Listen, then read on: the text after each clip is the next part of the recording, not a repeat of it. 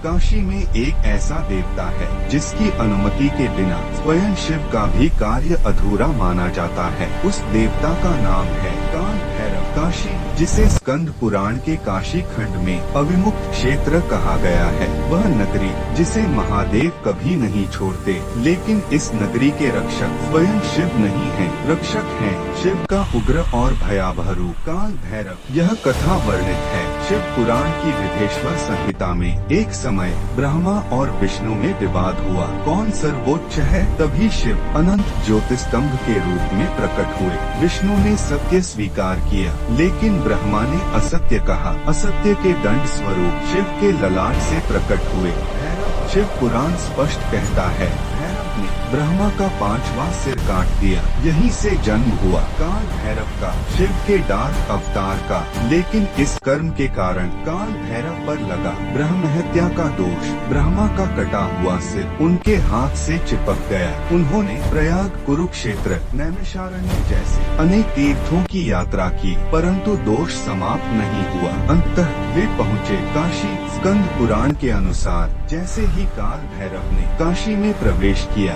ब्रह्मा का सिर अपने आप उनके हाथ से गिर गया। यही ब्रह्म हत्या का दोष समाप्त हुआ। तभी महादेव ने कहा, आज से काल भैरव होंगे काशी के कोतवाल अर्थात रक्षक, न्यायाधीश और प्रहरी। आज भी काशी में कोई यात्रा, कोई अनुष्ठान, कोई संकल्प काल भैरव की अनुमति के बिना पूर्ण नहीं माना जाता। काल का अर्थ है समय और मृत्यु, भैरव का अर्थ है भय का नाश करने वाला। इसलिए काल भैरव समय के स्वामी हैं। शिव आगम और तंत्र ग्रंथों में उन्हें यमराज का नियंत्रक बताया गया है। उनका वाहन है कुत्ता। यह प्रतीक है निगरानी, धर्म और परलोक यात्रा का। रुद्रयामल तंत्र में अष्ट भैरवों का वर्णन मिलता है, लेकिन काशी में सर्वोच्च है काशी काल भैरव। जहाँ विश्वनाथ देते हैं मोक्ष, वहीं काल भैरव देते हैं मर्यादा। वे वरदान देने वाले देव नहीं हैं, वे सीमा तय करने वाले देव हैं। इसलिए काशी कहती है, मोक्ष चाहिए तो शिव के पास जाओ,